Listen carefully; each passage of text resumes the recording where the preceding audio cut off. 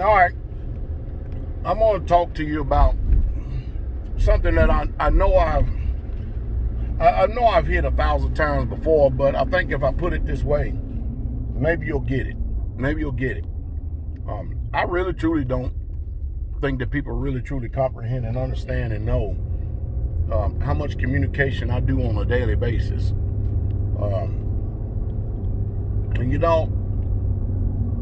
I would never ever thought being a pastor, and then especially being a creator and a public figure, by way of YouTube and other means of social media,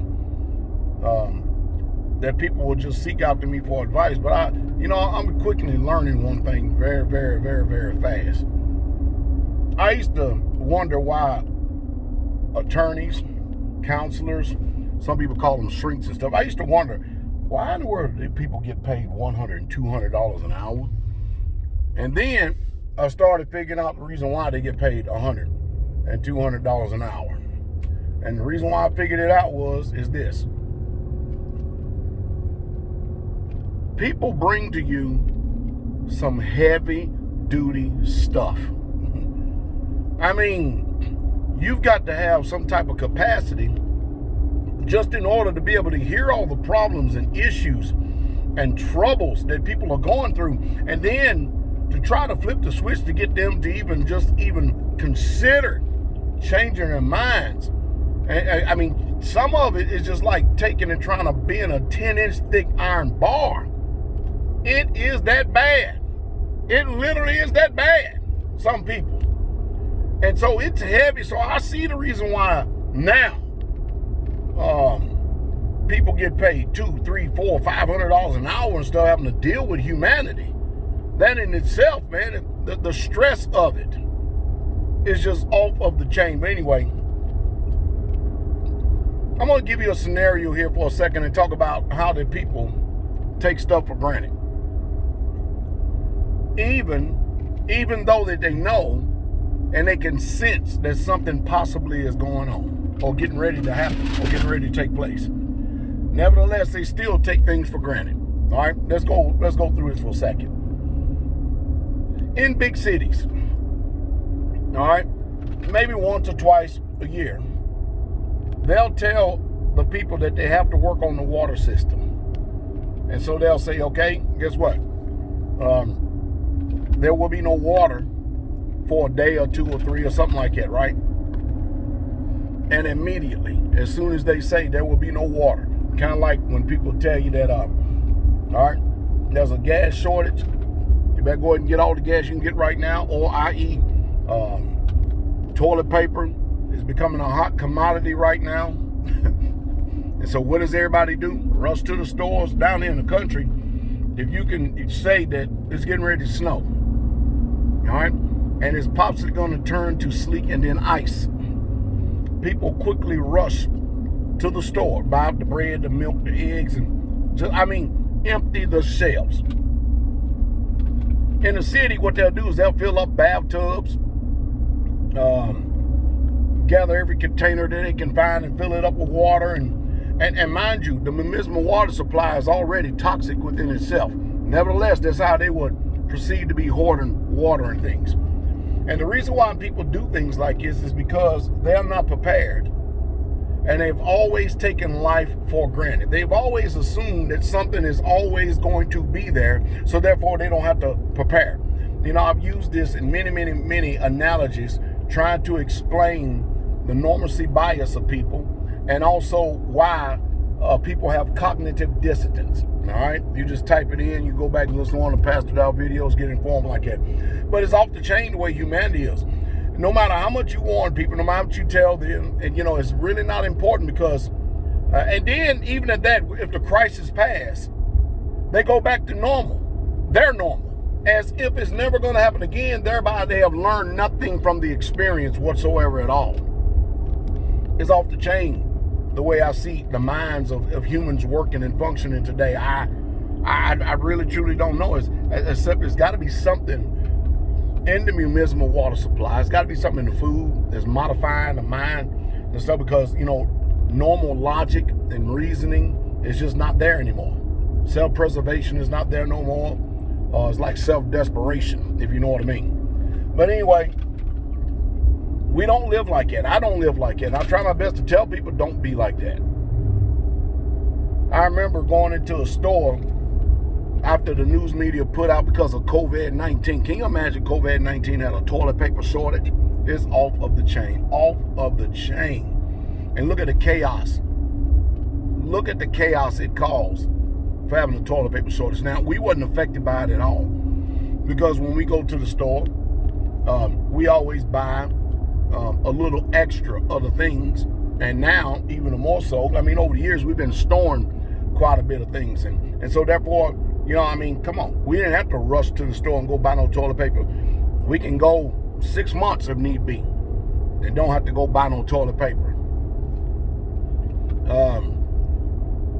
But why put yourself in a position to be desperate and to depend on a system that you know is going under? Why put yourself under their control and under their authority? Why do that? Why do that? Why do that? It makes no sense to me. Why do that? Why do that when you could have prepared? Why wait until the threat of the water supply is getting ready to be turned off before you've already at least have a means of stored water? It just makes no sense to me. You see, in this world and in this time, in this society we live in, we always presume, thereby being presumptuous, and we always take things for granted. We just assume. We just assume that even in relationships, if you're toxic to a person because they put up with your shit for years, you always assume that they're going to be there one day. You know, I heard a story the other day. Matter of fact, from someone we know in Dallas. The people live in a very nice neighborhood. They know this lady. And there's a Caucasian woman, a mother of 3. All things, for all intents and purposes, seem like it's doing fine, doing good, doing well. All right, there's 2 things going on here. Number 1, it could be generational curses. Number 2, it could be the pressures of life. Anyway, middle-aged woman. They're doing, of course, you know, people would say they're doing excellent.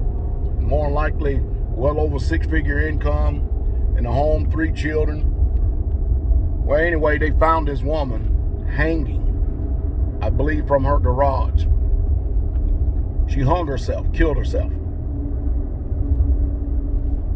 Now what's left is a husband. We all don't know what really happened there, what stresses could have been. 3 children, a husband that's a widow now, a widower, and 3 children without a mother. That's why I think suicide is just selfishness, because it doesn't give a damn about nobody but itself. But even at that, can you imagine the pain and suffering that these people are going through? And mind you, how many times that those people have done the routine where they've always assumed that mama was always going to be there, wife was always going to be there. Woke up one morning and they wasn't there. See, people have to constantly do introspection on themselves, constantly. People need to really truly look at themselves and look at themselves really, really good and do self-evaluation, and then be willing to make the necessary changes in order to be a better person. I think it's the heightened sense of selfishness when you have the opportunity to prepare, when you are hearing a lot of wisdom, especially with the information highway that we have going on today. And then you still remain complacent. You still allow apathy to consume you.